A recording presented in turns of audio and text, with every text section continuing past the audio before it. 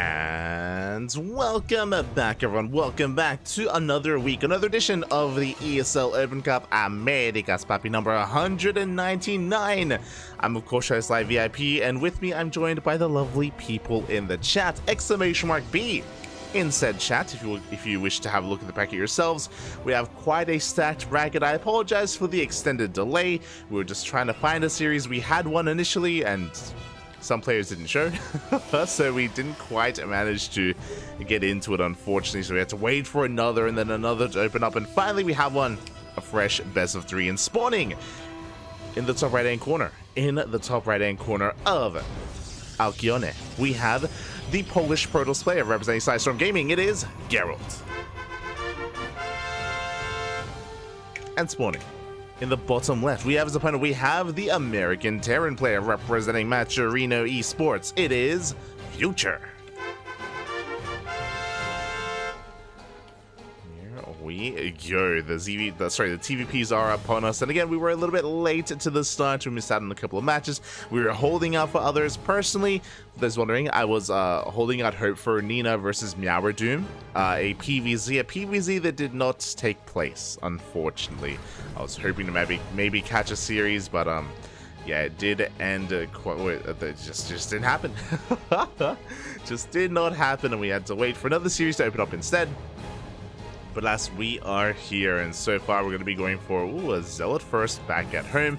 Going to be a little bit annoying here. It is going to be an economic opener out of Future. Very important to take note of, because Future is a very aggressive, very cheesy, very wild player. So he can play standard, don't get me wrong, but he's very unpredictable. So keeping your eye on him is very important. And again, it is an economic opener out of our Terran player. The Marine comes out, the probe goes down, but we're not done, because Geralt, he's sending his first Zealot across the map. He's looking to delay the expansion. He's looking to get some economic damage done, not just with the Zealot, but also with the follow-up Adept. So Zealot and Adept's going to be moving out. Oh god. The goal, of course, to get a kill on this SCV and delay the construction of this command center on the low ground, and we'll see if we can get it done. We have one Marine to defend. We have a bunker on the way. The Zealot will get here just in time, and can the Zealot make a beeline for that SCV, or is it going to have to deal with this Marine first? We do push on forward here. We do get a couple of swipes in. Oh, can we get it? Oh, we can! The first SCV goes down. The second SCV as well. The bunker does finish up just in time, though. Very important that the bunker did complete, but I can't say the same for the CC, as the Adept has arrived as well. With the arrival of this Adept, that means that, again, we cannot mine from this natural base, or we cannot construct it. Oh god! The SCV! One shot away, no! SCV will barely survive here. We'll keep it alive, but again, a big delay on the expansion. Finally, it can get up and running. We have another Adept on the way, but this CC should complete by the time the Adept arrives. So, bit of chaos here in the early game, and in the end, a good start for Geralt. You know, he was able to delay this expansion for quite some time. He killed 2 SCVs, and he can even kill a third if he shades into the mineral line. He can one-shot this last remaining SCV as well. At the same time, though, Future is not going to take this line down. He's going across the map, not just with a Hellion for a bit of a scout, but also with the drop. Tank drop is upon us, and oh boy, Future is going to be looking to come out strong and hard, and we have a shield battery at the natural base, thankfully. Geralt, he is somewhat prepared. It's going to be a 2-gate opener into Blink. This looks like an economic opener to get into a third base. After seeing the economic opener of Future, it makes sense to go for a faster third, and there we go. The probe moves out, but the Hellion is here, and the expansion is going to be delayed. That's a kill on the probe, so tit for tat. Future, he delays a third. The delay on Future's expansion was more impactful, but nonetheless, we delayed the third base, and here we go. Future is sending everything across the map. He's got his tank, he's got Marines, he's got a medevac. These are vanilla Marines. Bear that in mind. Not the most impactful Marines, and one of them already goes down. But the Marines are here to just soak. They're here to just buffer and to support the tank. The tank is really where the damage comes in. Good, the tank has arrived already. Another Marine has fallen. We're looking to get within range here of the Nexus. There we go, we can shell away at it. Looking for another cancel, looking to delay this expansion even longer here. So this is actually even more important, even more crucial. We delayed earlier, but here we forced a cancel on the third base, forcing another third to be taken. Future from here, he can try to rotate around, but Blink is about to finish. You know, the window, the timing where Future could abuse Geralt is about to close in 3, 2, 1. Blink is done. And now Geralt has a much higher chance here at keeping up with the army movement and shutting down something like a tank. Future knows that, so he backs off, he goes back home. He's aware of, again, the power of his opponent. 2 more gateways are thrown down, a forge as well, and we're going straight into charge. Interesting choice. So this tells us, the fact that we have charge and a forge on the way, that Geralt isn't rushing into any kind of splash damage. There are some Protoss players that go 2-gate blink into a robotics bay, into Colossus. I'm not saying we're not going to go Colossus, but for now, it's just a Swarm Toss style. Swarm Toss, aka meaning a mass gateway. Mass gateway composition out of Geralt. Can work quite well, is very flexible, can also go across the map, can harass, of course. Very maneuverable as an army composition. Lacks the straight up head-to-head firepower, but my god, that is a gateway explosion. That is 5 additional gateways on the way. We have a Templar Archives for Charge Lord Archon.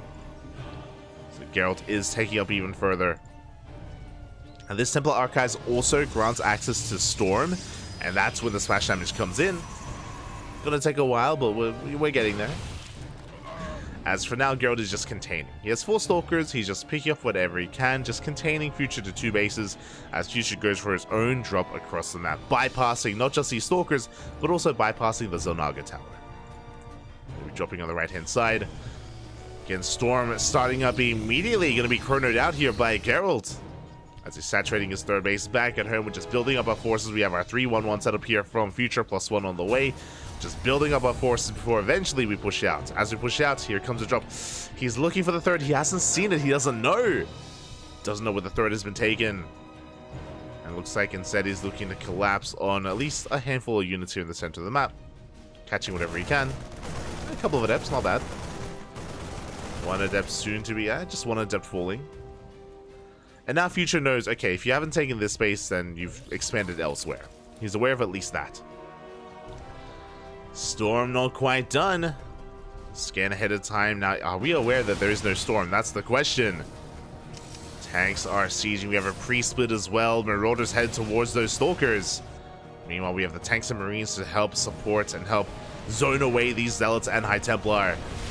Here we go, we're diving in. A decent mine shot's going to be going off. The Storm has completed. The tanks are exposed. 1 tank goes down. A 2nd tank survives. And we only have that singular Storm here. It looks like we can break through. Future, he's pushing on through. Just barely takes down the Prism. Takes down the last High Templar as well. Only 1 Storm, only 2 High Templar. And it looks like Future, he is breaking through. His tanks are a little bit far back, and I would love to see him bring them forward at least a little bit more, but they are within range of the Zealots. Zealots are falling. No more High Templar, no more Storms. The Zealots are coming in from behind. Ideally, they want to go straight for the tanks. They go for the army instead. Ooh, a lot of tank shots go off. Big connections. The Zealots, they go down. And with those tank shots, it looks like Future, okay, he's going to back off for the time being. He's waiting for reinforcements. He knows he actually doesn't really have a lot left. He has a handful of Marauders, a handful of Marines. He's going to be pulling back instead. Finally, one of those tanks is going to be going down. A 2nd as well. We're going to be cleaned up. Big friendly fire on these medevacs. And Future is going to back off. Now, he wasn't all in. He is taking a 3rd base. 3rd TC is almost done behind this. He traded well. If we look at the units lost tab here, you can see that he killed 37 Zealots, 2 High Templar, the Prism. But he lost 2 tanks, and I'm sure he wanted more there. I'm sure he wanted to either break into the 3rd. Like, again, if he was pushing towards the 3rd base, I feel like he probably would have killed the 3rd. But he was pushing towards the natural instead, and he didn't quite make it in. He's going to rotate around towards that 3rd, but at this point we do have plenty to defend. Mine Drop comes in. Good reaction though. Only 3 probes go down. Could have been a lot worse. Could have been so much worse. We scan, we see saturation of the 3rd base, and now Future goes towards the Ghost Academy. We're backing off. The aggression has ended. Geralt has survived. That was a tight hold, to be fair. I was really concerned for a moment there that Geralt would be broken, that Future would be able to get on top of that Robo at least, but alas, Future barely couldn't. And again, I am of the belief here that if Future had gone for a different angle of attack, if he had pushed towards the 3rd base, he probably would have broken that 3rd as well. So, a bit high risk, high reward for him to push through the center instead. Didn't quite touch the economy. As a result, Geralt, he's fully saturated on 3 bases this entire time. He's now got a 4th on the way. He's pushing out. He has map control, and this time he has plenty of storms available. He has 3 High Templar, all in the Warp Prism, so they can avoid those EMPs. Likewise, Future trying to set up back at home defensively. There are no more tanks. The tank out was reset. A lot of these medevacs are very low. Speaking of, yeah, one medevac gets sniped, and we could see a couple more going down as well. Future going to be peeling off a force here towards the left-hand side. Armory is finally on the way. The armory is late, which means 2-2 is delayed. Not ideal. Not ideal here for Future. Meanwhile, Geralt, he's finally diversifying his splash damage. He has storms, don't get me wrong, but he wants more than just storms. Disruptors are on the way. Only a singular robo. Once the 4th base gets up and running, we should be throwing down a 2nd robo. And, oh, there it is. 2nd robo is on the way, but double disruptor production. We can even head towards triple robo as time goes on. Once we get a secure economy, secure 4 bases. Future is pushing out though, and he's got a pretty hefty army. He's scanning ahead of time. He's trying to get eyes on where the 4th base has been taken. His army has been spotted. Now Future is up 30 supply, but 1 Nova could be all it takes. 1 good purification. We have a Zealot run back, but we have reinforcements back at home. The Zealots, they do nothing. Nova goes off, gets 1 Widow Mine. Geralt is standing strong. Future actually sending his medevacs back home here just to support his army. Just to support those Marines and Marauders. There we go, good EMP! Does catch the Archon. Oh! Ooh. Losing 1 Marauder in the process. Clutch pickup there. Avoiding the storms as well. There's still 2 more High Templar in that War Prism. EMP is going to be clutch. We have a secondary army here pushing towards that 3rd base. And Geralt, can he defend both locations at once? So far, he has a couple of gateway units, but no splash damage here on the left-hand side. And Future's actually rotating everything over towards the left. Geralt out of position. He has 5 disruptors, but they're not here. Yeah, now we're going straight for the Nexus Overcharge. Going to try to keep it alive. The storms! Up! Ooh. Storms do graze the army. And Future has to back off. He barely didn't kill the Nexus. Uh-oh. Nexus did not go down the mine shots. Oh my god. Big storms, massive storms on the army. Likewise, good EMPs, but Future is being forced back. Look at how close this was. This Nexus barely stands strong. Barely survived. It would have been huge if Future had gotten a kill on this base. It was so close to going down. But the reality is that it didn't. And because it didn't, Geralt, he's surviving. He's stable here on a 4-base economy. He preserved all of his disruptors. He did lose his Prism, did lose his High Templar, that is true. But that is, what, 6 disruptors with the main army. Colossi coming out of the minefield, no! Oh. No Colossi now, that's... Big mine connection here from Future. A lot of value been taken, but again, 6 disruptors is still a big deal. +1 ship weapons on the way. We're getting into, I imagine, Liberator production towards, you know, on the horizon. Future trying to push on in. These High Templar are not ready with Storm, not yet. 1 Archon goes down. Decent feedbacks. And here comes the rest of the army. Colossi, the disruptors. And there's no way for Future to push in. But this is a big reaction here from Geralt. He brings his entire army over. Future, there's an opening. He goes straight for the 4th base. Can he get a kill this time? We have the Overcharge. Yeah, Overcharge is going to keep it alive. Future, he's desperately been trying to snipe some of these bases, but he just cannot. Oh. No! Is he looking? Okay. He's looking, man. He's looking. Oh, God. And he's getting ahead of time, does spot all those disruptors. Gonna respect them quite a bit. We see Geralt taking a 5th base behind this. Meanwhile, Future getting his own 4th planetary up and running. Our +1 ship weapons did complete. I believe we still don't have a fusion core. And no fusion core yet, no +2 either. But Future is maxing out here on a bio army. The Nova's go off! Oh, friendly fire with the Nova! Does not connect with the Terran army. And now we're collapsing here on the Protoss. Nova's going to be going off as well. The Colossi going ham. The Storms as well. Overall, good control here from Geralt. A bit of a blunder Nova initially, but afterwards he was able to clean it up. Forces the army back. He is holding, but this was a costly trade. Geralt, he maintains his economy, yes, but look at the units tab. We're down to, oh my god, we're even struggling to deal with these marauders, but we're down to 3 disruptors. The disruptor count is getting lower. We have no High Templar for Storm. Like, there are 2 High Templar here, but they don't have enough energy for Storm. Geralt, I feel like his splash damage is very lax here. Doesn't have too much of it. He's oversaturated at his 3rd base. He needs to get this 5th up and running, but as I say, that future is here. He dives on the 5th base, and this is going to go down. Geralt, he is very mineral starved at this point. He needs more mining, and he just cannot get it. You can see here that we have an even economy, as in 4 bases versus 4 bases, which is a better thing for the Terran. Protoss is in trouble here. And if these trades keep going the way of future, then, like, if we can keep on picking up a Colossus, a Disruptor here or there, then Geralt, he cannot maintain those losses.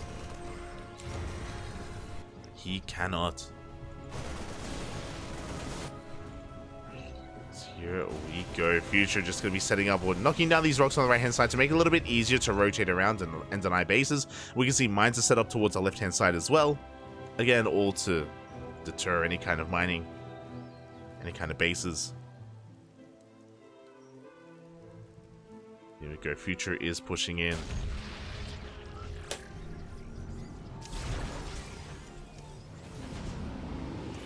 It's going to be going off. Future setting up a Doom Drop. There's nothing to scout, but there are... oh my god, there are Archons in position. I think we... okay, never mind. I was like, could we have ignored them? We have 2 High Templar with Storms as well. Probably not. Do need to respect that here from Geralt. It's again going to be going up. Geralt's now finally expanding, taking a 5th. Using the EMP on those Zealots. Quite able to push in.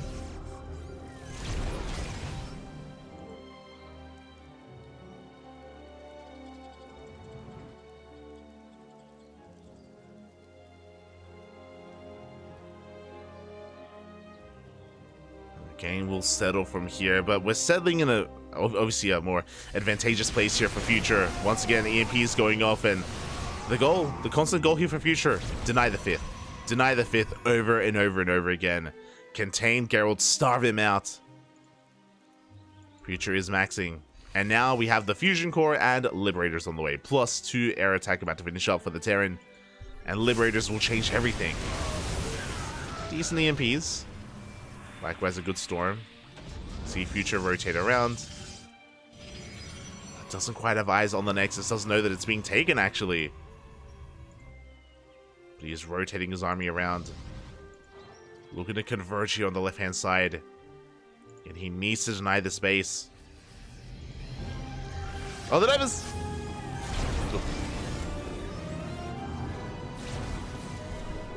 Don't quite connect. Future sending everything over towards the left-hand side. Geralt is leaving some forces towards the right, but he still has plenty of Disruptors, Storms, Colossi. He can deal with this, especially using this choke point. Here come the Freedom! Liberation zones have arrived. Making 2 libs at a time. Liberator range in production as well for Future.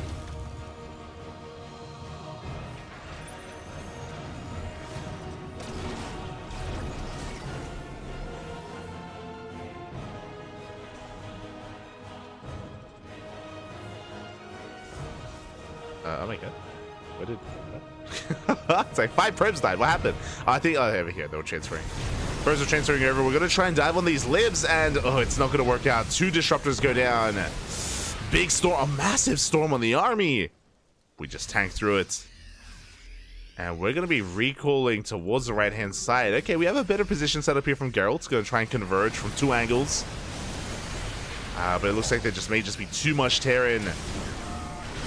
Pushing into the Liberator is just going to be too difficult. Novas go off. Good connections. Good connections from Geralt. He does force this back. Fights his way through the Liberators. Now Future's in a lot of trouble. Again, he took some big Novas to the face. Good target firing on some of these Disruptors. He gets 2, he gets 3. One disruptor is left. But the would-be planetary goes down. Geralt, he has momentum. He keeps on pushing. Takes down another orbital as well. And Future, he's just running out of steam, running out of momentum. A lot of his supply are in medevacs. Good target firing on one more disruptor. The planetary falls. Renova! Oh. Does connect, and Geralt, he barely breaks through. It was close. It was a close game, but you know what? Geralt, he did get the 5th base up and running. He was able to build up his robo-based army, kept all of his Colossi alive. The Disruptors may have fallen, but the Colossus stands strong. We never invested into Vikings, just bio into Lib. And again, Future was doing well for himself, was doing well. But eventually, Geralt, he broke out. The boys, they have to be pulled. We have some reinforcements coming in as well, but the Colossus, they're just going ham. There is no answer for them. Colossus cleaning up what little is left. GG gets called, and Geralt will take game number 1. GG. We'll take game 1, but that was a close one. Initially, Future, he was in the driver's seat. You could argue that early on, Future was maybe being a little bit too wasteful. He wasn't really getting what he wanted. Remember, he didn't kill the 3rd or the 4th multiple times, but he was still finding himself in a really advantageous position. But in the end, it did slip through his fingers. Geralt was able to just connect and have some really key fights with some good storms, with some good novas, and from there, snowball out of control. GG. GG, well played. Sometimes one good fight is all you need. Especially, you know, in that kind of situation when your bases are so close to each other. Once you lose a fight, you lose a base, you lose your economy, and it all snowballs out of control. GG, well played. And with that, we're getting ready for game number 2.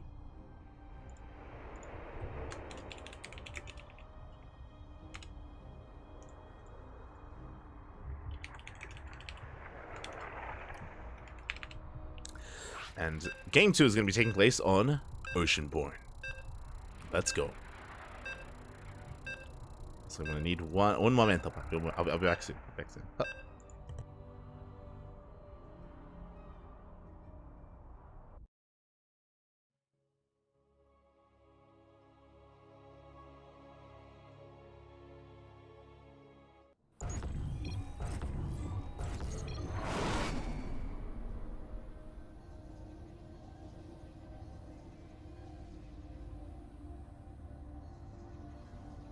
Back in here we go. Spawning in the top left-hand corner of Oceanborn, we have the Polish Protoss player, the red Protoss representing Storm Gaming.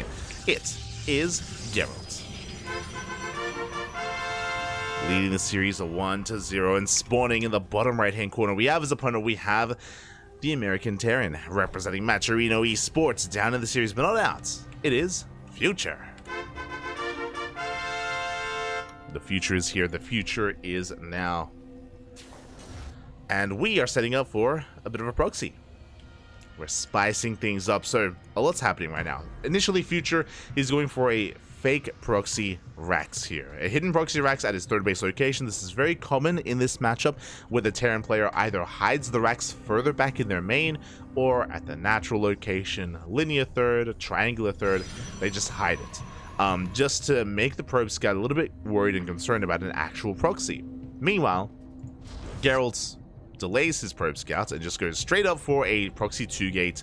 Very aggressive opener here. He does come across a lack of Rex. It's going to be a double gas opener for a faster factory. Thankfully for Future, he isn't going Rex expand. If he was going for a singular gas opener, then Future would be in a lot of trouble right now because he just would have very limited units available to defend. I would say that even now, Future is in a really rough position as he's checking with his SCV. He scouts. He does come across both gateways. And again, thankfully, because of this setup, we can make a factory soon. We should be able to get into Cyclones, into Hellions. With the change, of course, with the most recent change, you don't need that tech lab to actually produce Cyclones. So Cyclones early on in TVP are king. They are ideal. Reaper comes in, and yeah, we're going to be able to shut down this probe And we should be able to hold on. Now, this will delay the expansion, but Geralt, he's taking his next behind this. This will delay the CC, I should say. CC should be built on the high ground. Geralt, he knows he got scouted, and he's waiting for his Cybercore first to finish up before he commits to any Stalkers or Adepts. There it is, Stalkers are on the way. Stalker and Adept even, just a bit of everything. And the game will settle from here. Again, this isn't all in out of Geralt. This is designed to punish a low ground CC, like we saw in the previous game where Geralt, he was doing his best to snipe that SCV and delay the expansion. Similar story here, but far more aggressive and even looking to cancel the expansion. As we can see, Future, oh my god, he's doubling down. This isn't just a double gas opener. This isn't just racks into factory into CC. We have a starport first. Starport before CC. A very aggressive opener here by Future. He is delaying his expansion by a lot to make this work. He's going for an early mine drop, it looks like. Reapers are moving out. Just going to be confirming that there are units lying in wait outside. It's going to be a Twilight Council opener out of Geralt. Oh! The Reapers take a couple of hits, but they do manage to escape the clutches of this Stalker.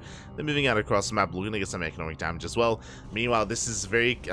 again, this makes sense. So because we went for a starport before the CC, we need to get economic damage done. We need to kill workers with this drop. And how do we secure that? Armory. Armory is on the way. Detection will be required by the Protoss to deal with this. And we do not have detection. No Robo, no Forge, no Stargate. It's a Twilight Council opener, and because of the proxy gateways as well, that does delay any kind of Forge, or sorry, any kind of Robo from Geralt. This is gonna get scary. Now, as long as Future can avoid the army, if he can get across the map, he will delay a lot of mining. We now have a Robo on the way. It's in production as we speak, but here comes the mine drop, and the armory is done. Now, Geralt is containing, and he's going to apply a lot of pressure. He's going to try and bust into the main base. We need some repairs. SCVs, they will get here in time. Meanwhile, here comes a mine drop. Oh, we do invest all 3 Widow Mines here at the natural. Yeah, we do need to pick some of them up. We're taking a lot of hits. 1 mine goes off here in the natural. The other 2 go off in the main. Up! The splits! Splits are there, but not completely. 8 workers go down. Detection is required, which means, because this Robo is just now finishing, we are going to get additional shots off. We'll get 1 more volley. 1 more volley of Widowmine shots will go off. Observers on the way. It's being chronoed, but again, it's not going to get here in time. Tank has arrived. Geralt is trying to delay the expansion for as long as he can. The mine shot! 5 more probes here at the natural. Meanwhile, in the main base. Oh, 9 in total. And finally, this is all going to get cleaned up, but that is well worth it. That is 18 probes going down for Geralt. An insane amount of economic damage. Meanwhile, the tanks, they have arrived. Blink not quite done, forcing a recall. And all 3 Stalkers go down. Again, this is disastrous. The medevac makes it back home. We can repair. Medevac does pull back. And Future finds himself in a commanding position. He's on 35 workers. He's on 2 bases. He has a solid tank count. He's got a Raven as well in case there were anything like DTs. And this was a 2-gate blink opener. This was 2-gate blink. Wait, I mean, I guess technically 3-gate. 3-gate blink. We're doubling down. Oh my god. Throwing down 2 more gateways. 5 gates in total. Geralt, this looks like a 2-base all-in. This does look like a 2-base all-in out of Geralt, and it makes sense because he sustained so much economic damage at this level of play. Very unlikely that you can expand and macro out of this without doing some counter damage of your own. So we're going to be doubling down. Charges on the way. The only role here for Future, his win condition, defend. Survive. Survive back. Observer grants high ground vision. We do get eyes on the tanks. Geralt, he's aware. Again, we have 3 tanks set up here for Future. Marine Stim is on the way. +1. Now Geralt, he can dip into main base. He can try to get on top of this tank. The tank looking quite vulnerable. He wants it, Bappy. He wants it. And, oh, Future he doesn't see. He moves out of position. Tank goes down. A good start for Geralt. Gets 1 tank, a couple of Marines before getting the hell out of here. Meanwhile, Future going to try and come in from behind, but the Raven does escape. Oh, and that's a lot of damage being done. The Raven once again. Under threat, but it will survive. A couple of Stalkers do go down. Geralt's going to try and reinforce with charge lots, but they're slow. They're slow lots. They don't have charge. And Future is looking to just collapse here on top of these gateways, shut them down. But from behind, we do have those Stalkers coming in. They got one Widowmine for their troubles, but the gateways will fall. So what used to be 5 gates is down to 3. Sorry, down to 3. Oh, we threw more down. 3 down to gateways. We have 4 in the main. We have 1 here, so it's still 5 gateways. It was actually 7 earlier. And the Stalkers, they just avoid the army. They go straight for the main base. They camp the production, and some forces are coming back home, pulling the boys even. Oh, rough traits for Future. He's going to be losing a lot. 6 SCVs. And we recall back home. That was a rough moment for Future, and yeah, Geralt, he's fighting back. Storm is on the way, but he's still stuck on 2 bases. Future has a 3rd CC on the way. Big anti-armor missile. Oh my god. Zealots are going to try and do what they can, but so many of them go down. Again, the debuff, the anti-armor missile, putting in a lot of work. Overcharge trying to support, but doesn't really do much here in this fight. We have more reinforcements on the way. Future looking to snowball out of control. Future looking to tie up this series. Looking to force the ace match. Storm still not done. Future sees that it's still being researched, but Storm will finish up in a couple of seconds, and I think we have 1. But the mines. Yeah, massive mine shot's going to be going off. The army goes down. There's nothing left. Only 1 Stalker and 1 High Templar. Geralt, I'm sure he wants to use that 1 Storm. There it is. The Storm connects. Not bad. Well, that's all she wrote back. That's all we had left. As Future, he breaks the natural. GG gets called. And Future will tie up the series 1-1. GG, well played.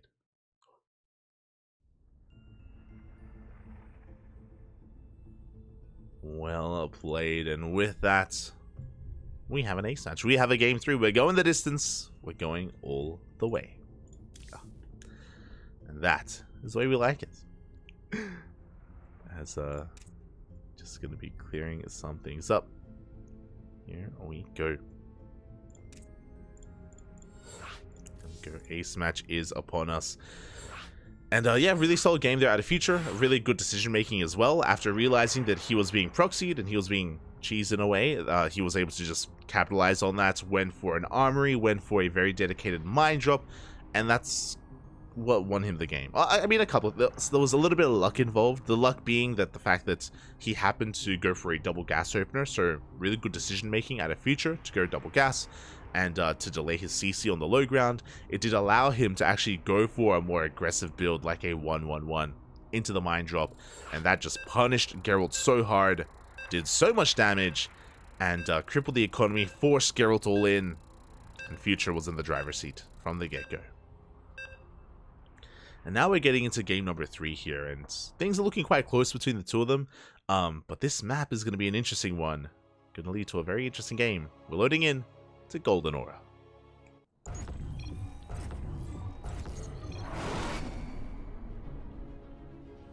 Here we go, spawning in the top left-hand corner of Golden Aura. We have the Polish Protoss player representing Storm Gaming. It is Geralt. And spawning in the bottom right-hand corner, we have as opponent, we have the American Terran player representing Macherino Esports. It is Future. Future is here, and the Future is forcing the ace match. Let us go. SSV's going to be moving out. Of course, Golden Aura is quite an interesting map. Is very, very difficult to break a 3-base player here on this map. These 3 bases are very tight-knit, very close together, so you can hold on to them relatively easily. You can get away with some greed. Likewise, we have the gold base in the bottom left-hand corner of the map. The 4th base is a little more exposed, especially this linear fourth base. Even here on the right-hand side, there's some really good tank positions that you can take advantage of as well. So the fourth is another story, and we'll see if we can get there as the SCV gets across the map. But Geralt is already in position. Because of the damage done to this SCV, this eBay is going to be cancelled. We should not be able to get too much progression on this, and Geralt will be able to take his natural. And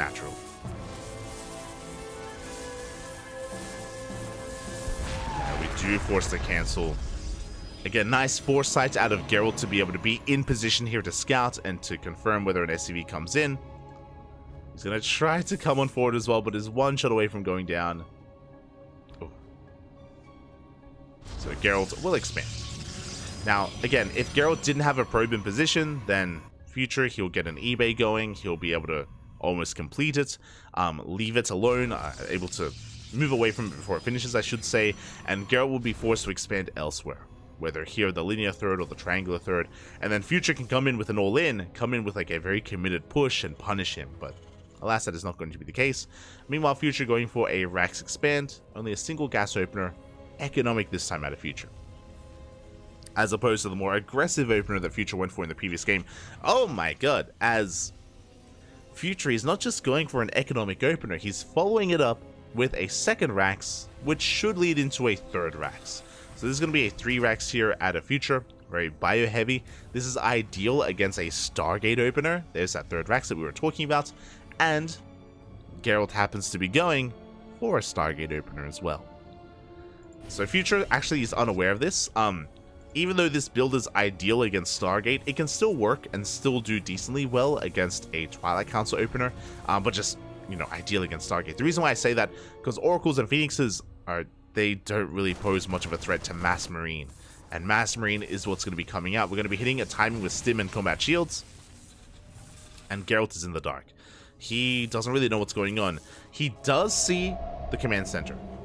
This CC posted a little bit too close here to the wall, so Geralt, he does get eyes on the building CC, so he knows that it's an economic opener, so Geralt, he can ease things up, he can breathe a little bit more freely here, being aware that his opponent is expanding. But he doesn't know if it's a 1-1-1, doesn't know if it's like a 2-1-1 or a 3 Rax. Geralt still has to piece this together, as the Adepts do arrive, and oh yeah, the Marines, they have to reveal themselves. Yeah, the Marines are revealed. Again, this still isn't confirmation of the 3 Rax, but it's looking more and more likely. Back at home. We're just setting up on 2 bases. We're going for a Twilight Council follow-up. So it's going to be Phoenixes into, I imagine charge. Of course, that would make the most sense. Those wondering, you typically don't get Blink alongside Phoenixes because they both have the same role. They both accomplish the same thing. So you go for one or the other. So Phoenixes and Charge Lots, they do mesh well together.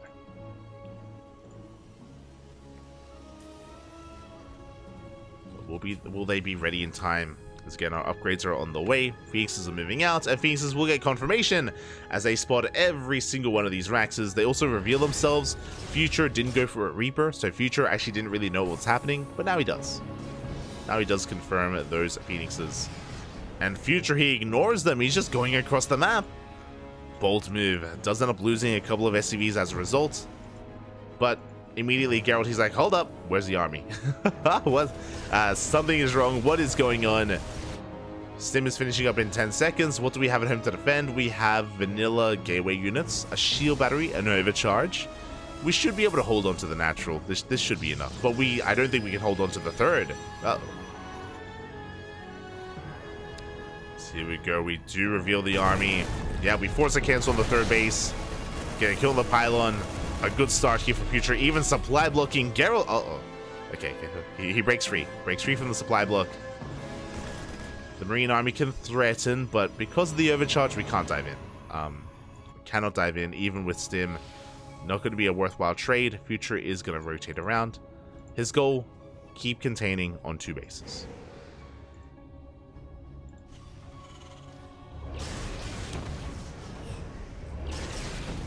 Phoenix is achieving quite a lot here.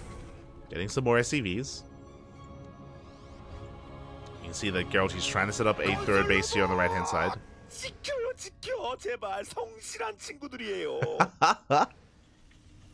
Jaesuk. Castor Park. This is the first time I've actually heard someone use the Castor Park announcer. I appreciate it because usually it's Diva. It's usually Diva. Future's a Castor Park enjoyer. Let's go. Base is going to be going down. Future comes back in looking for another cancel on this base. We do have charge. That's a kill, not a cancel. Oh my papi. And Geralt stepping up quite a lot there. Phoenix going to be focused down. The army as well. Future is snowballing out of control. Cleans up the adepts. Goes for another stim. Doesn't quite get the Phoenix, but killing that Nexus. That is 400 minerals down the drain.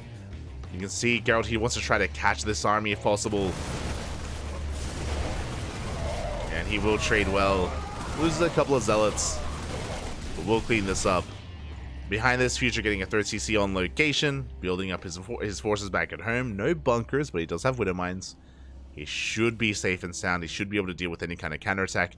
And Geralt is in a really rough place. His 3rd base was cancelled first and then killed afterwards. The mine! Oh my god, the hidden mines under the Marauders! 2 Phoenixes go down. Future with some slick moves. Able to shut down more of those Phoenixes. The CC is going to be delayed for a moment. Charizard's going to be threatening that SCV as well.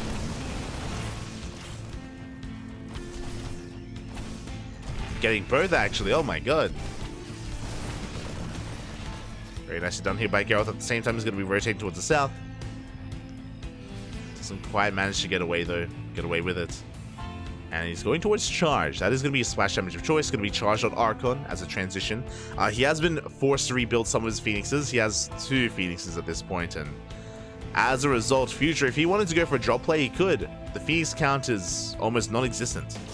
Speaking of drop play, it still has to respect it though. Oh my god, the drop does go down. A good pickoff here from Geralt. A very necessary pickoff. He needed something to go his way.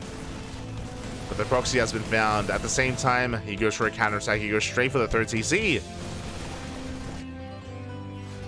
SCVs are exposed. A lot of lost mine time as well. And Future doesn't turn around. He's crazy. Future, he's committing. He's going for a big counterattack. And I'm sure Geralt is aware that something is wrong. There are a lot of zealots. Storm finishes in 10 seconds. Hiding out of Future, taking down a lot of these zealots, but Storm is now done. Up, the Marauders, they peel away, they zone away those High Templar.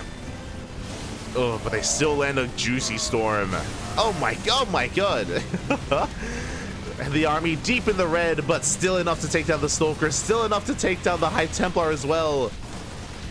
Future, he's barely being forced back, but we have reinforcements, and Future, he just has too much. The damage that he dealt early on, just, yeah, far too much to really recover from. Geralt, he's down to only a handful of units. GG gets called, and Future will take the series 2-1, advancing on to the next round. GG. GG, well played. Future popping off here. I mean, again, Future, he was looking good in game 1. Game 1 just went, it came down to a bad fight. A really, really bad fight in game 1. Snowballed into a victory for Geralt. Game 2 or game 3, though, Future, he was a lot more in control. He was able to dictate the pace of the game. Able to take it in the end, and look impressive doing so. GG, well played. And yeah, again, to be fair, you know, both of these players are amazing in their own right, and I just realized I had the wrong... Oh, wait, no. Just realized I had the wrong logo there. Both players are amazing in their own right, and I wish them both the best of luck in ESL Masters Winter, but here there could only be one, and this week it is going to be Future.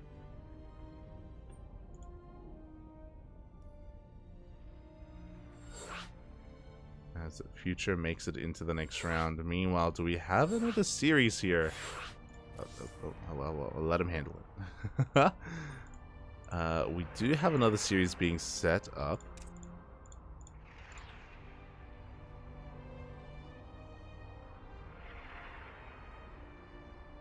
And let's see if we can get into it.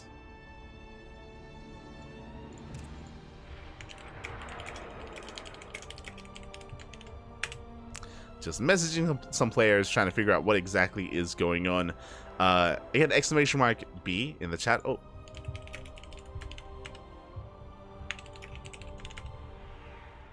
Exclamation mark B in the chat if you guys want to have a look at the back yourselves as we switch our scenes over and have a look a little bit on our own. Here we go from the top. From the top. There's a lot to go over. We have Cure versus Hopsaya in a TVP. We have Cure versus Hopsaya in a TVP, currently ongoing, being covered by, I'm sure, some other lovely casters. Scrolling down a little bit further, we have Geralt versus Future. We just covered that. Future is going to be waiting for the winner of Cure and Hopsaya. Most likely Cure. Most likely. Hold on, I just have to very quickly set up for our next series because we have our lobby, we have our vetoes set, and we are... I'm just trying to make sure I get the capitalizations correct. We are getting into this. I don't have much time.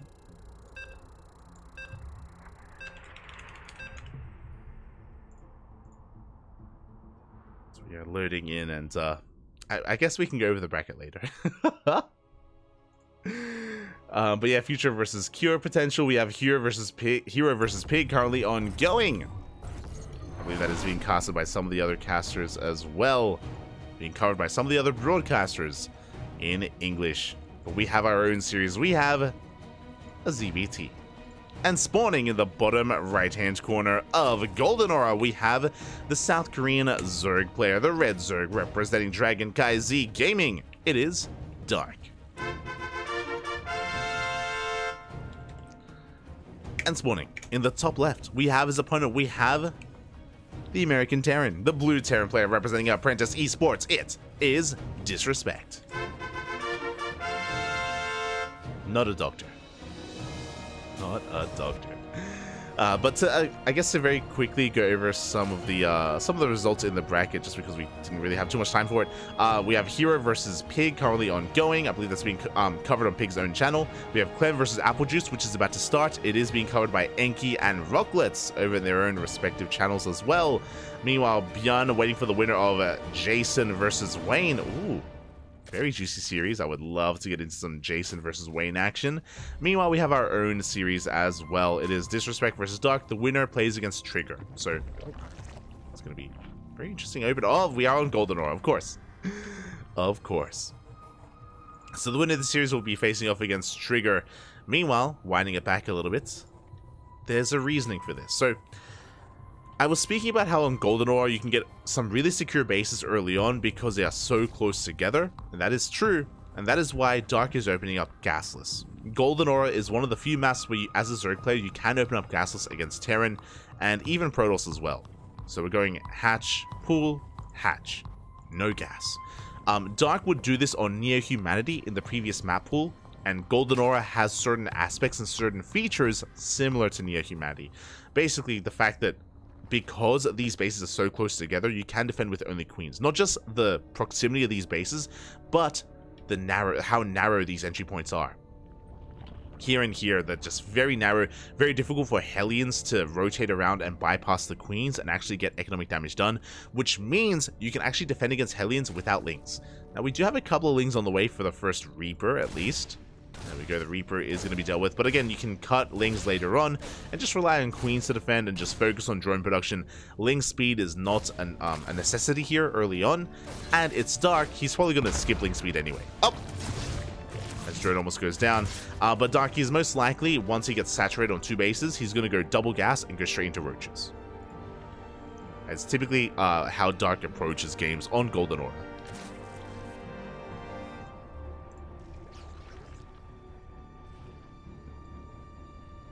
As Reaper does back off. Back at home, we do have Disrespect, of course, going into a relatively standard opener. It's going to be 3cc into Starport, looking like 3cc Banshee, so nothing too fancy here. Just his Rax, his initial Reaper into Hellions.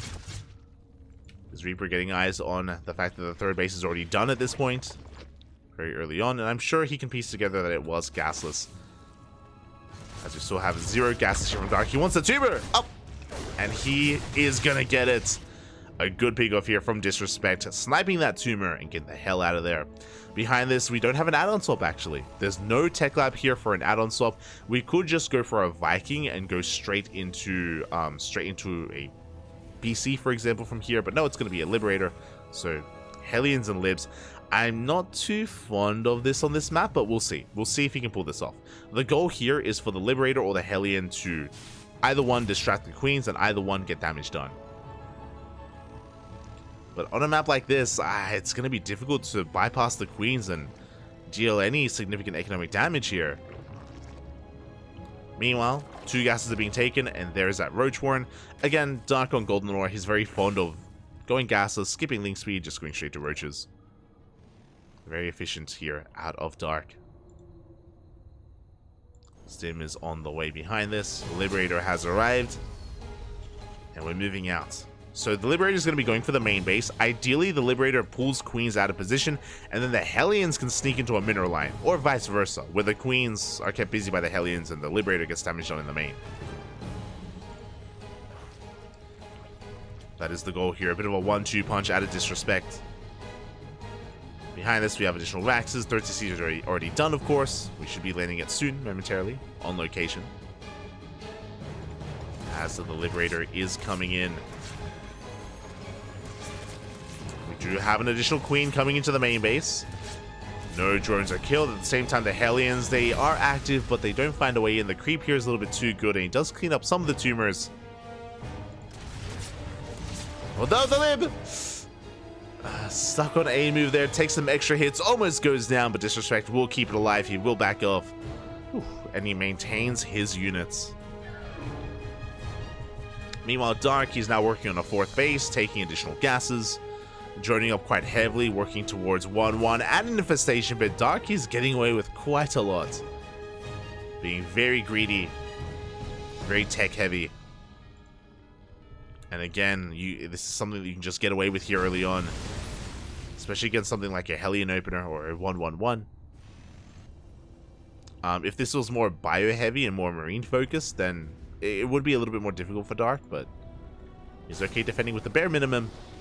Now we have the 3rd base being taken. Meanwhile, Dark, he's actually not going for 1-1. I assumed that this would be +1 range, but no, it's melee. So Dark, he only opened up Roaches to survive early on, and he's going to be transitioning into Lingbane. There's that Bailey Nest. So Lingbane is coming up next, Lingbane Roach Ravager as the army composition. We have the Infestation Mid on the way for safety Infestors if we need them. Again, the Infestors are only if you believe your opponent's being aggressive. And for the time being, I believe, yeah, we only have 5 Raxes here. We're getting our 3rd saturated. This isn't a bad map for 8-Raxing. And if you're wondering, an 8-Rax, an 8-Rax is a 3-base all-in from the Terran, which has quite a lot of power behind it. And again, there is potential for that. But for now, Disrespect, he's actually taking his gases, okay. He's just saturating his 3rd, taking his gases, which means he should be working on a 4th CC. Should be working on a later game. Very macro-oriented here out of Disrespect. I love it. He's respecting Dark quite a bit. Or he wants to challenge himself in a way. Not being very cheesy or cheeky or overly aggressive. Straight up macro here against Dark.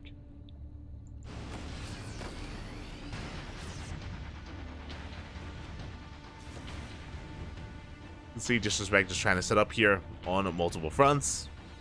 2nd factory's on the way. Again, we can afford double factory production, especially with these gas geysers. We should be seeing a 4th CC soon as well. Meanwhile, Dark, he's taking up into a hive. This is the scary thing, is that Dark has identified that he's going to be safe, and Disrespect has been very passive, even with this double drop. Even with the drop play, usually would be like, you know, killing creep tumors and going for overlords, trying to get some economic damage done. But the reality is that Disrespect has been very passive, and Dark, he's gotten away with more than he should have. And the Hellion Diver, we go deep onto creep, and we're going to get surrounded, completely shut down. The Hellions will fall. Adrenals on the way. Bailing speed as well. 2-2. Vipers. Darky's on 80 workers. He is set up for the late game at this point. It's like Dark has everything he could ever want. And Disrespect has been stuck at home, and this is, yeah, a really rough position. He's throwing down 3 more Raxes, so he's going up to 8 Raxes here instead of a 4th CC. But it feels like this is a little bit disjointed. A little bit middle of the road here, where Disrespect, I feel like if he wanted to 8 Rax, he could have been more aggressive earlier. And it feels like he has slowed himself down a little bit. To be fair, in favor of slowing down, he does have a higher tank count. But we already have Ultras on the way. Dark, he's maxed out, and I mean, he doesn't want to push in. There's that 4th CC. Okay, so yeah, Disrespect, he's just working on a 4th base. Maybe he's hoping that Dark overextends pushing into this defensive position, but there's no reason to. Dark, he just has to chill, take more bases, and deny the 4th. Whenever possible, just contain Disrespect to 3 bases. As soon as Disrespect tries to take a 4th base, that's when he exposes himself, that's when he spreads himself thin, that's when Dark can punish him. But now we even have Vipers. Oh! Again, with these Vipers, we can Blinding Cloud. We can break this position. And we're just going for it. Blinding Cloud's covering every single tank. We just roll on in. And we roll over the Terran army. Every single tank goes down. And Dark may not have had enough to break the 3rd. But he breaks the army, and now Dark, he can back off, remax, rebuild, do it again. 106 Lings in production. And Disrespect is in a really difficult place. And this is a good example of what happens if Dark is left to his own devices. Dark hasn't lost any drones. He's lost 3 drones apparently. 3 drones to maybe the Liberators earlier. But like barely any economic damage was done. Dark has been free to spread his creep, take bases, saturate, tech up, do whatever he wants. And that's why he is snowballing out of control. That's why things have just escalated very quickly, and the army is broken once again. Dark going to be rolling in towards the 3rd base. The SCVs are going to get the hell out of here. Oh, we do save some of them. Shout out to those medevacs, saving whatever we can. GG gets called, and Dark will take game number 1. GG. Again, a very powerful performance there out of Dark, but a lot of respect to Disrespect. I mentioned it earlier that when you're up against, when there's a skill gap, when you're up against one of the best players in the world, like Bjorn or Clem, MaxPax, Hero, Dark, Maru, I think it's very tempting to like be like, okay, well, you know, let's do whatever we can to win here. Let's go for some cheese, go for some aggression, go for some proxies, go for an all-in. We didn't see that out of Disrespect. Here, he went up against Dark, and he's like, okay, you know what? We're playing this out. We're going straight up Appy, and yeah, I do respect that quite a lot here. Do appreciate it.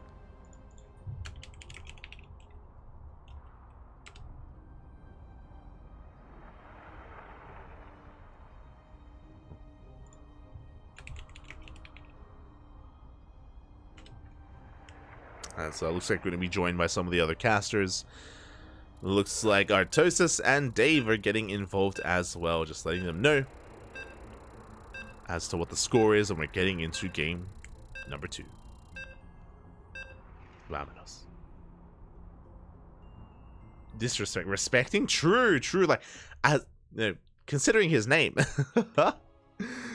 he just played straight up against Dark, and yeah, I appreciate that. Obviously, it's something that is difficult to accomplish, especially with how passive Disrespect was, but we'll see now how things change in game number 2.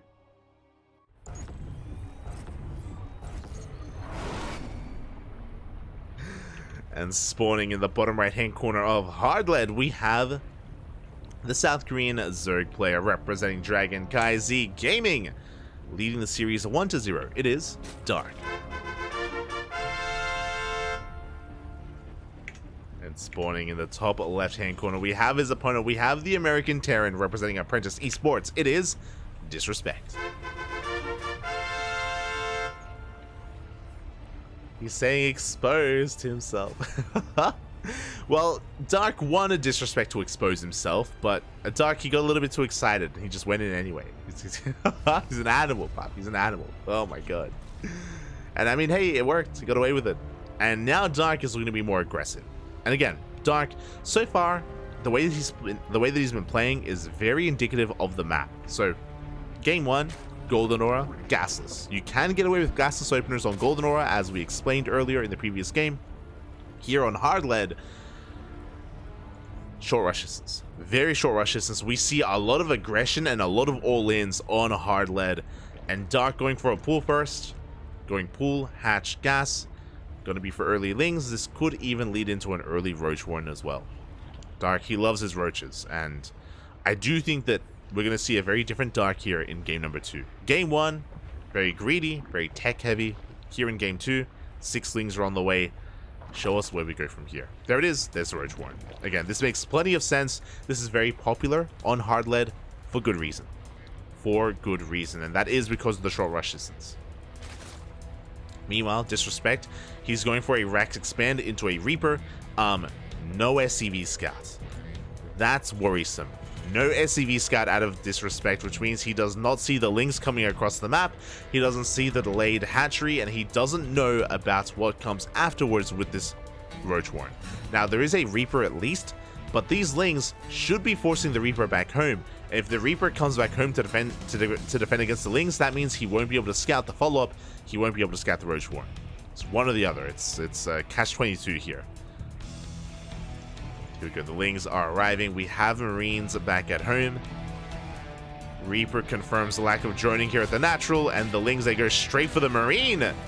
Oh, boys are being pulled. The Marine does survive.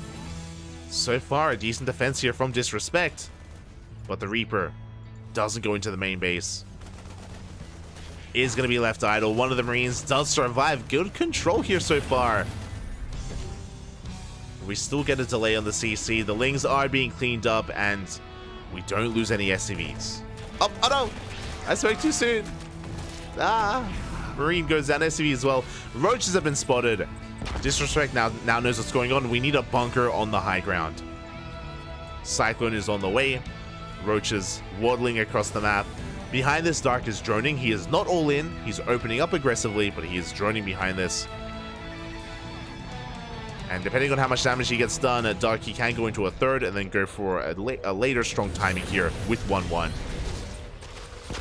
Roaches have arrived. Cyclone likewise, though, going to be able to force them back. We do force a cancel on that bunker. But Dark, he is denying mining here on the low ground. He has high ground vision with this Overlord. He is looking to pile down whatever he can. Depots, reactors. I'm going to bile it all. And the Cyclone is a nice addition, but yeah, we do have to back off here. Bunker is going to be delayed. Decent lock on that Overlord. So far, Dark hasn't lost anything. Oof. As he even takes down one of those SCVs. The reactor is burning. One of the roaches finally goes down. And we don't get the reactor. Oh my god. Again, so far, good defense here from Disrespect. Not losing anything. Does lose 3 SCVs though. But he cleans up the roaches and the ravagers. Disrespect will hold. And again, a pretty good to hold overall. It wasn't the cleanest hold, but a good hold nonetheless. He's going into a third CC after the 1-1-1. Meanwhile, back at home, Dark has been droning. And what's important is that even though Dark didn't kill the depots or he didn't kill the reactor, he didn't kill too many SCVs, this is all true, but he did deny mining time. He contained Disrespect to 1 base economy, and Dark is working on his third, and has just been, now fully saturated on 2 bases. So Dark is still in a good position. Now he's catching up. Link speed is on the way. Soon, I imagine a lair is going to be on the way as well. Meanwhile, Disrespect is not going mech. He has Cyclones from map control to survive, but he's going into additional Raxes, going into a bio-heavy composition.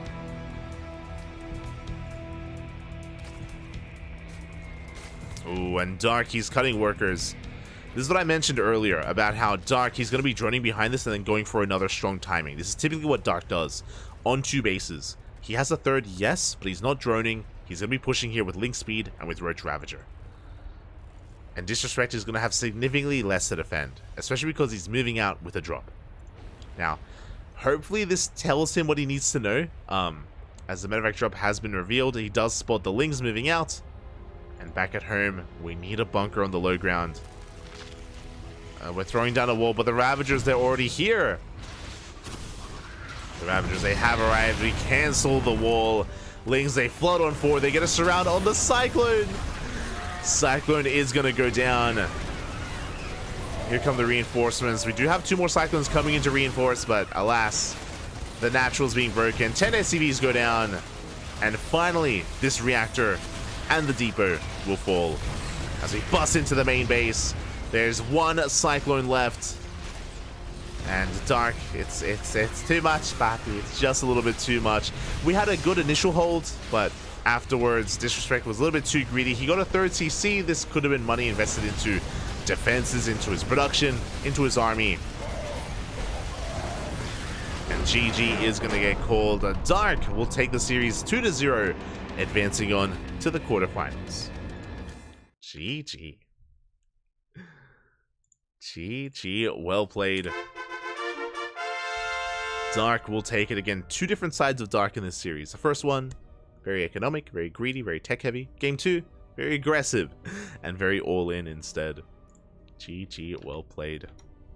As Dark will take it, and he has his next opponent ready and waiting, as Vetoes will soon commence. It's Disrespect. Not a doctor. Not a doctor. But we are going to be getting ready for our next best of. We're going to be following Dark into the quarterfinals, and up next is Dark versus Trigger. Let's go. Just gonna be setting up the casting tool and preparing for it. But again, a shout out to Disrespect. Again, he, did keep up with Dark for a time, especially in game 1. Here in game 2, it was really unfortunate. Disrespect, he was in the dark. He was playing blind, I should maybe say, just to not use the same word too much. But he was playing blind. He didn't quite know what Dark was up to. Didn't know if it was safe to, focus on the economy or to tech up instead. Didn't quite know what was going on. And with that, players are conducting their vetoes, so we are getting into our next series.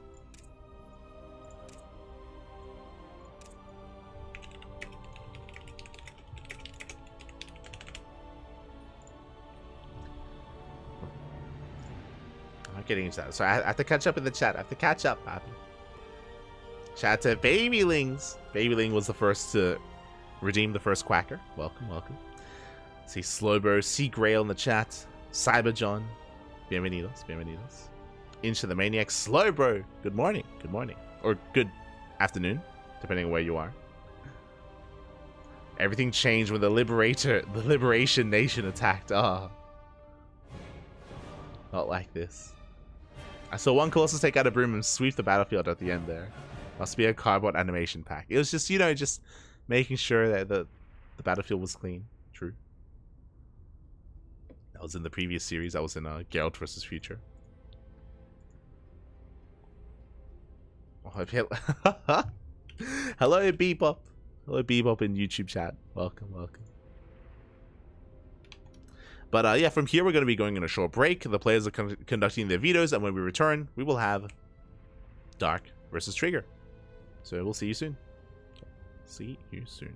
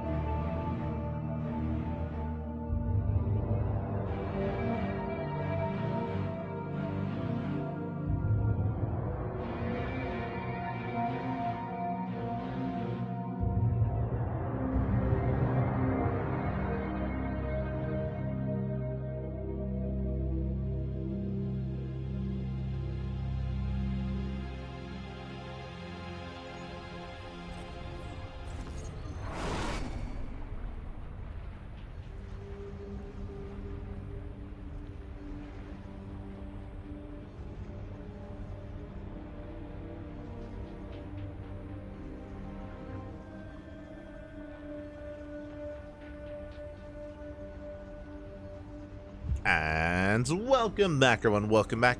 Again, with a very short break. Very short break here, but we are diving back into the quarterfinals and spawning in the top left-hand corner of Hardlead. We have the Canadian Protoss player representing Team Basilisk. It is Trigger.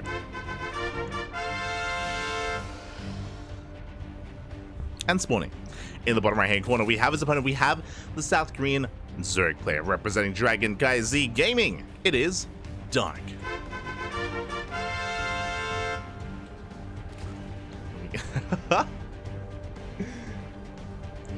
Years ago, Pat. Years ago. It has been years, many years, as Dark does go for the hatch first. Initially, the pro block was coming in, and then Trigger backed off because it was a little bit delayed. Dark is one to do this. I don't know if you noticed, but Dark, he is willing to delay his expansion here just to make sure he gets it on location, even if it means it's a little bit later than usual, as he goes for a hatch block across the map as well. Vamonos, papi. The hatch block is upon us, and Dark has been very fond of this recently. Very fun. Now, this isn't all in, this isn't hyper aggressive, this is just to delay the expansion and to disrupt the build of the Protoss. To get into their head, to get into their mind, and to disrupt their flow of things. You know, back at home, again, we have our gas, we have our spawning pool. Dark should just be focusing on droning from this point. Just trying to throw a wrench in the works and, yeah, be a nuisance here to Trigger. Forcing out a Zealot, forcing out a second Zealot as well. We saw this the other day from Dark. I believe it was Dark versus Australia, if I'm not mistaken. Very similar setup here. As Zealots are just working on this hatchery, we should be canceling. Oh! Do get the cancel in time.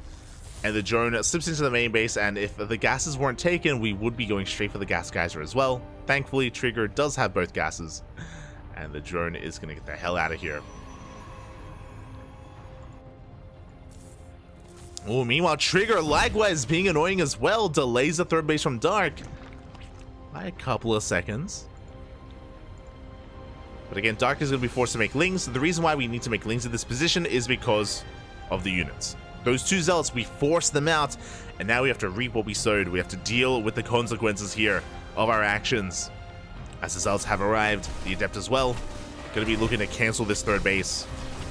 But Dark does have Lings, and ideally he wants to save it, but the hatchery was delayed, which means it has significantly less health than previously. No Ling speed, we are going to force a cancel. A good amount of counter damage here from Trigger. Canceling that third.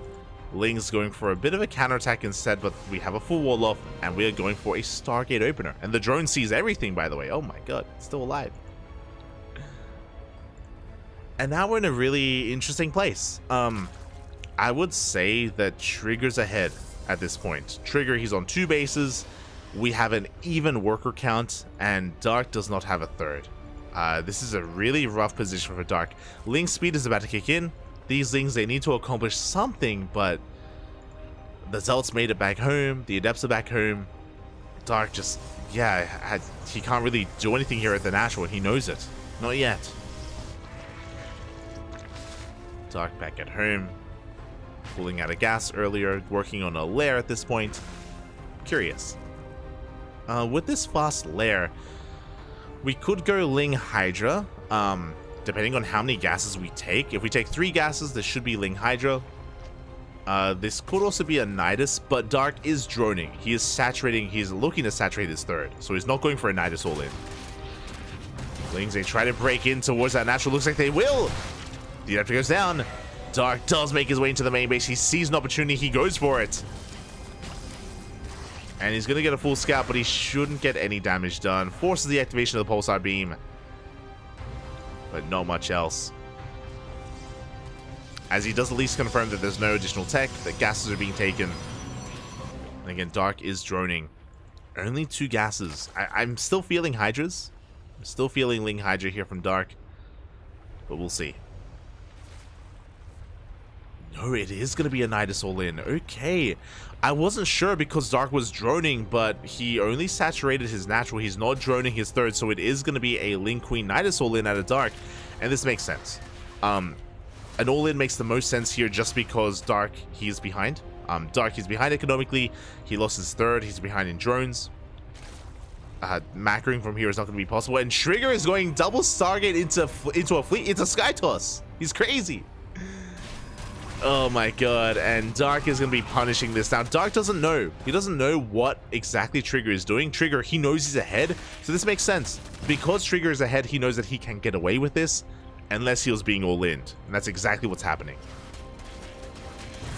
The Lings have arrived. Nidus is on the way. Queen's in production as well. The third base is going to be broken, but we need to do more than just break the third. We need to break into the natural. Here we go. The Queens are on the way. They have a stasis trap being thrown down here. Trigger, can he buy enough time for these shield batteries? Oh my god. As Dark is on a timer. He's on a timer right now. He has to break Trigger here and now because we have Tempest on the way. Tempest are in production. We're going for the Cyber Core. Lings are cleaning up the third base, which is great and all. Dark, he's not droning. He's still making more Lings. But there we go. Now we have drones on the way. We have a Roach Warren as well.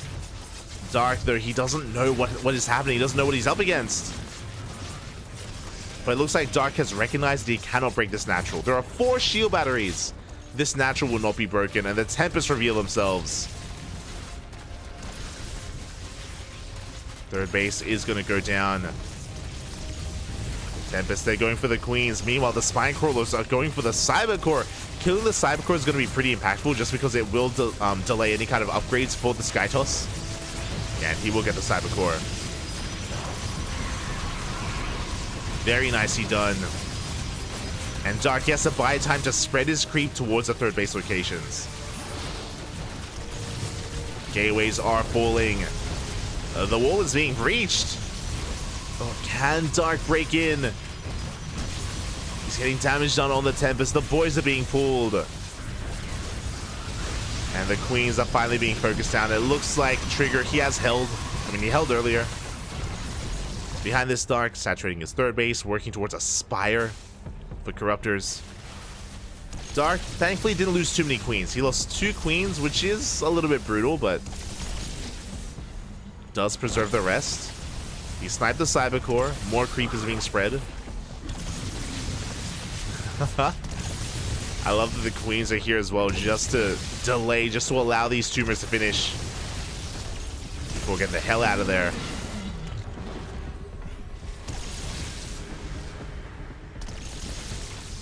Yeah, now Trigger, he has to spend time here cleaning up all this creep, and that is going to buy enough time for Dark to get at Corruptors. He's joining up, saturating his third. Corruptors are on the way. Likewise, not too much creep was spread here towards the left, mainly towards the right-hand side. So this Nexus will be thrown down without too much issue. And now the Tempests are going for a counterattack. But the Corruptors, they come out just in time. Again, it was so important for Dark to buy time by attacking and faking to commit to killing that natural.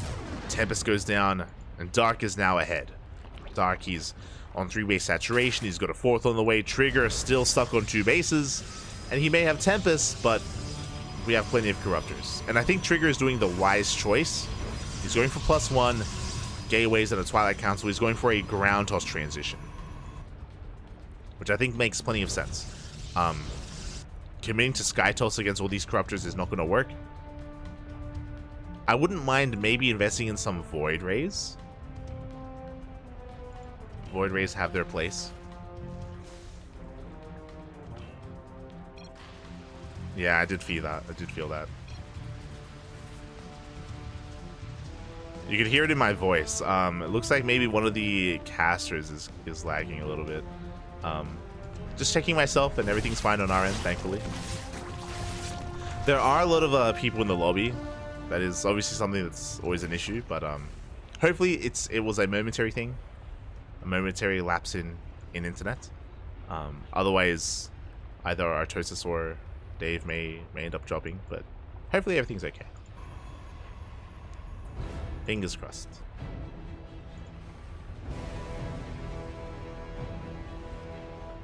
As the Corruptors are going to be pushing out. They're recamping the production. They confirm that there's nothing else coming out from these stargates. They confirm all the gateways as well. So really good scout, really important scout from Dark.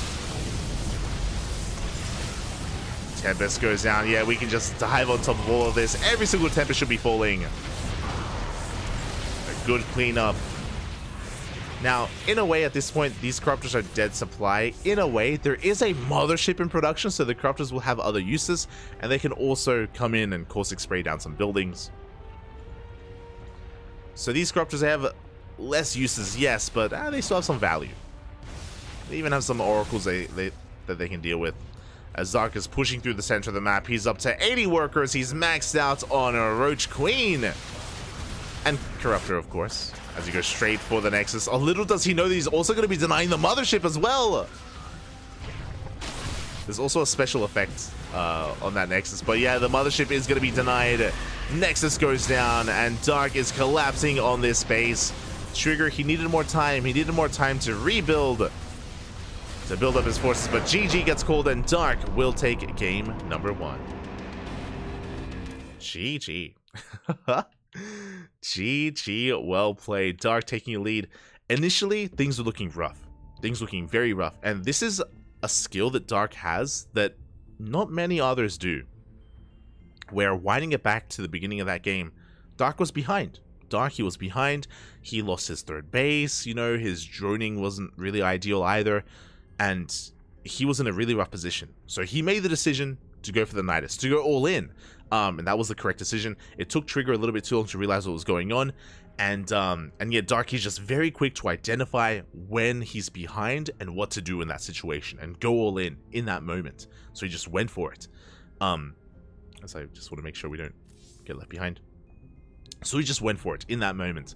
And then, of course, once he realized that there were Tempests coming out, then the game became, okay, I know that I'm killing the third base. Or even before that, if you remember, he was killing the third, he saw the shield batteries, he knew that he couldn't kill the natural, so he started droning. Started droning from that moment, started transitioning as well. He threw down a Roach Warren. He still hadn't seen the Tempest. Once the Tempests revealed themselves, then Dark knew he had to buy time. It wasn't just about retreating and killing the third and letting that be that. No, he knew that he had to buy time so he could actually finish that Spire and get into Corruptors. And to buy time, he pushed forward with the Spine Crawlers, he attacked with his Queens, he dedicated an attack to the natural, and that attack wasn't designed to really do any damage. It was just designed to keep the Tempest busy and to just allow himself to get into a Spire, to get into Corruptors, and to get into that game. GG, well played. Really well done. Really well done by the Zerg. But here we go, we're getting into game 2, and spawning in the top right hand corner of Solaris, we have the Canadian Protoss player representing Team Basilisk, down in the series but not out. It is Trigger.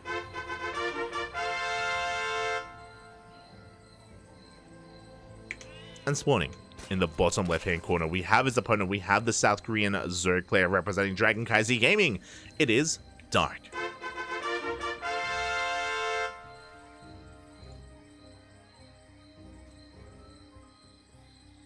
Here we go. As Dark is for a moment there, rallied across the map. Actually is rallied across the map. So this is what Dark went for in the previous game. So I mentioned before, Dark, he's willing to go for a later expansion. He does expand here, but again, we can see Trigger, he moves around. He assumed that the unnatural natural would be taken. That drone is going across the map for another proxy hatch. Just like game 1. Just like game number 1. So it's going to be a hatch first into a proxy hatch across the map, delaying the expansion, disrupting the build here of Trigger. Now, if you remember, this opener from Dark in game 1 wasn't ideal. If you remember, this didn't really work out. He did delay the expansion, that is true, but as a consequence, Dark wasn't able to deal with the Zealots that counterattacked. He wasn't able to deal with the Adept. He was forced to cancel his third base, and Trigger suddenly was even in bases and ahead in probes. So we'll see if Dark can execute this a little bit better this time and have a better follow-up as well. Namely being survive the counterattack. That's this is something that you have to deal with if you go for a proxy hatch like this, or if you go for a 12 full. I'm sure a lot of players that the 12 full know this, that you force a reaction out of the Protoss, you force additional units, and then you have to kind of deal with those additional units afterwards, after the aggression. We cancel the hatchery, Trigger can expand, and that Trigger is counterattacking. These 2 Zealots with the Adept as well. Dark is going for his third base. This time we'll see if he can hold on to that third. We'll see if Trigger goes for the hatchery or if he tries to go for some drone kills instead. Trigger has options.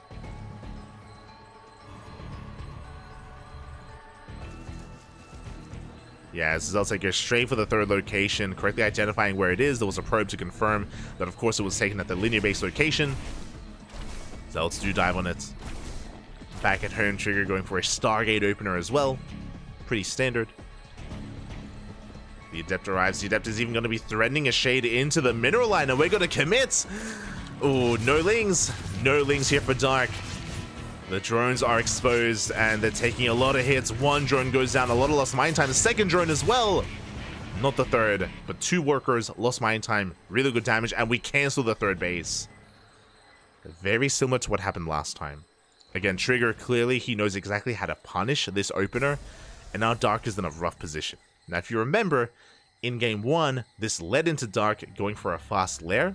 It was around a 4-minute lair, or like a 350 lair timing, and he went into a Link Queen Nidus all in. But that already happened in game 1. Not typically advised to do it 2 games in a row, just because Trigger should be more prepared for it, mentally. Third base being retaken, we have Link speed on the way. Dark, he's just trying to reestablish himself, droning on up. Oh, we have a safety Void Ray on the way as well from Trigger. You love to see it. The Oracle's moving out, is going to get eyes on the third base. Likewise, the Lings also get across the map. And where is the Oracle? The Oracle is not at home, and Dark is going to be forcing a cancel. And Dark is still in this. We have an Adept coming in, but the Adept is going to be zoned away. And the Zealots were out of position as well. And it looks like we are going to be able to save this. Oh, the Void Ray is on the way. No shot. No shot, Papi. We are going to barely save this Nexus, but we have 16 more Lings on the way. Let's go. Also, I ate a strawberry earlier. During the break. Ate a strawberry. But, yeah, here we go. These Lings, the goal here from Dark, when we're all in. So it's not a Link Queen Nidus all in, it's a Ling Queen Waddle all in. We're waddling across now. We're going to surround this Nexus, will fall, and the Queens, we are committed. Now behind this, we're going to be droning the Queens actually turn back around. I like this. I like the fact that Dark, he kills the base, comes back home, he drones. Baneling Nest on the way behind this as well. This is looking like a Bane Bust follow-up, actually. Dark, again, the pressure is on him to get damage done because of his lack of saturation. The pressure is on Dark, but where exactly do we take this?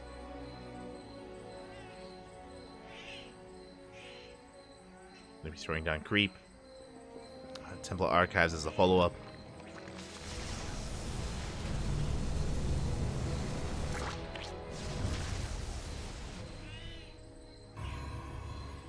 And yeah, it looks like Trigger, he should be able to hold on to the third base this time. He is stabilizing at this point.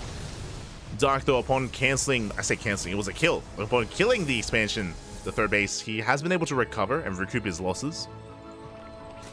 Okay, and he is transitioning. Even though he threw down the Baneling Nest, he was ready to Bane Bust earlier. He is not going for it. He's going to be moving away from that. Void Rays, they come in for some harassment, but the Queens are in position. And we're going to be able to zone away those Voids. God, the Lings still being so active across the map.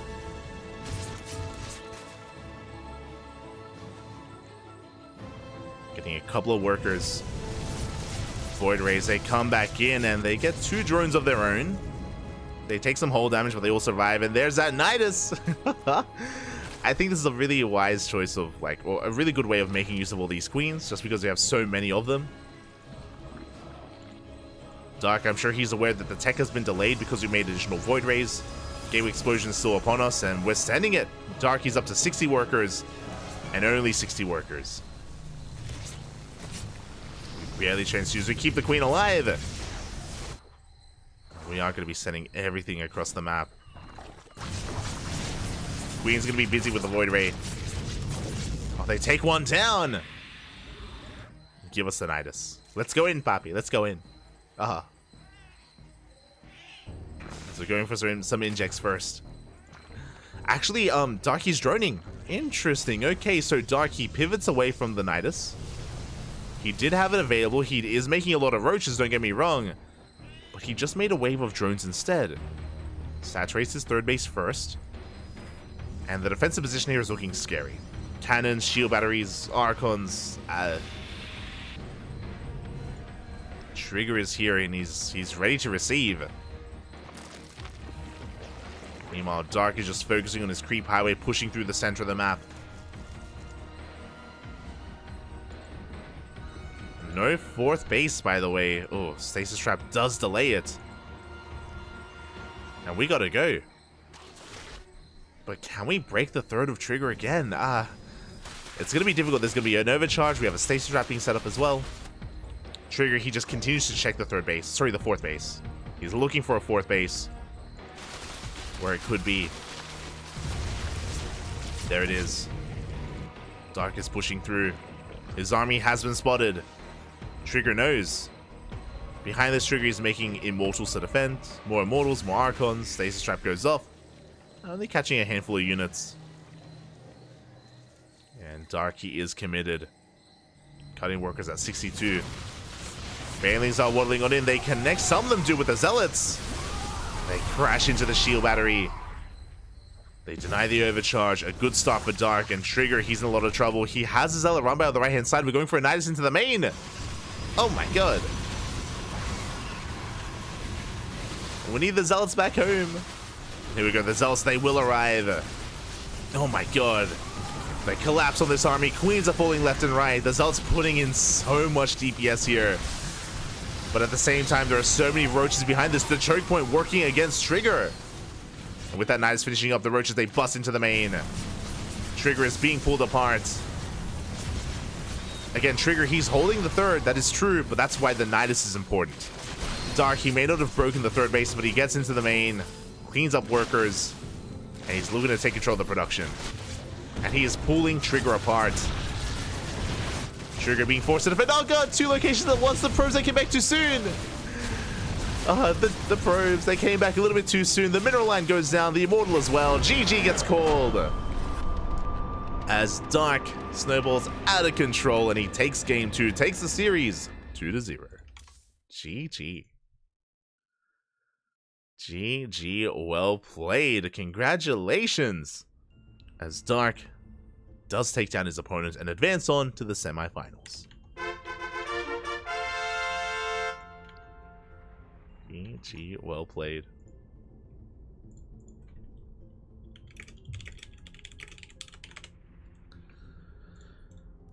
GG, well played, and yeah, really well done there from Dark.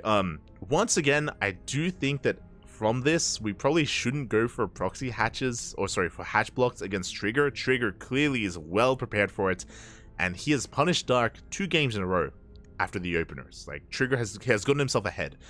Because of the openers, Dark has had to all in 2 games in a row, and to be fair, his all-ins are terrifying, and he's able to catch his opponent off guard. This game was really close.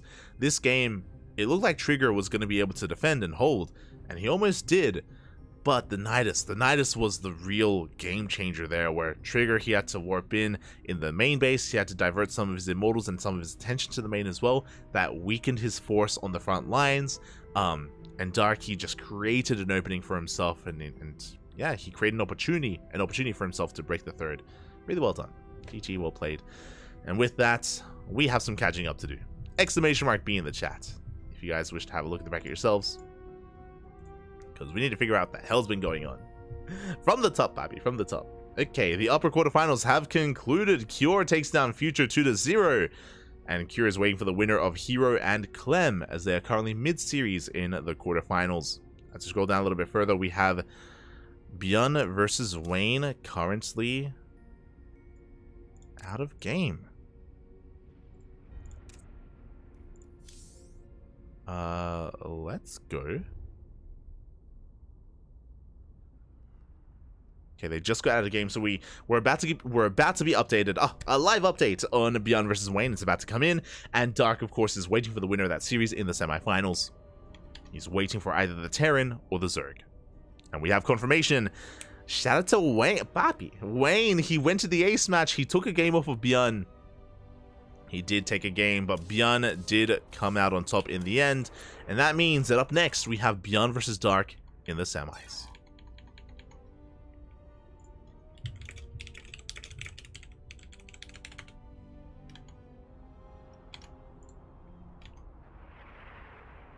We have Beyond versus Wayne coming up next. Sorry, Beyond versus Dark coming up next in a ZVT. Here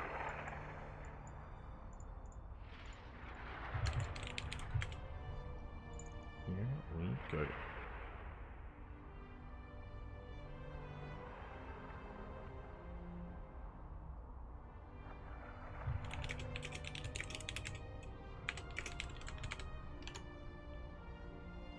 As we are going to be actually getting predictions ready as well. Because we're in the semifinals, predictions will soon be open.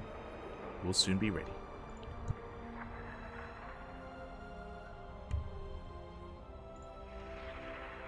Once we do open that up. And we all head over to the Korean server. We are heading on over. Now, this is going to be a rematch. For those of you who were here last night, am I crazy? Yeah, last night, we did have Dark versus Beyond in the finals of ESL Open Cup Asia. The Asia division was live last night, and of course we were there to cast it, we were there to cover it, and it went all the way to the ace match. Dark versus Beyond was a nail-biter, went all the way to game 5, and Dark did come out on top in that tournament. I highly recommend checking out the VODs. It was a very fun series, very wild, a lot of cheese, a lot of proxy, a lot of aggression from both sides, from both Beyond and Dark. We got to see a wide berth of play from the two of them, and even some macro play as well, of course. Not just hyper aggression. But that was the best of 5. And because it went to the ace match, this is going to be a little bit close. It's going to be unpredictable. Could go either way, to be honest. Could be a 2-1 in one direction, a 2-1 in the other, a 2-0 even. Yeah, best of 3, you do have a lot less room, a less wiggle room to make mistakes, and it is that much more brutal, that much more cutthroat as a result.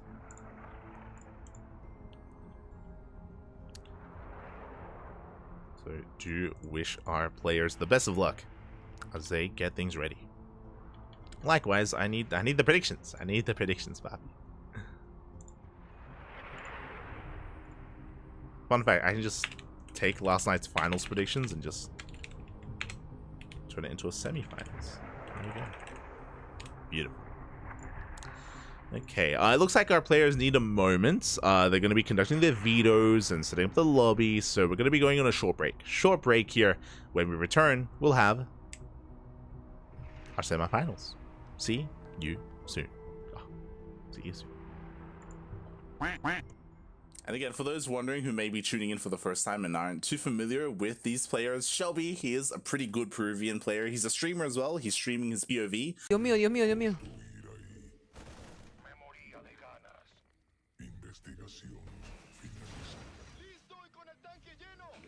Men, ¿qué me quiere pushar con 4 Belin, 3 mutas? ¡Corre, Forest! No lo dejen ir. ¡Ah! ¡No! ¡Oh! ¡Te pasaste de ver!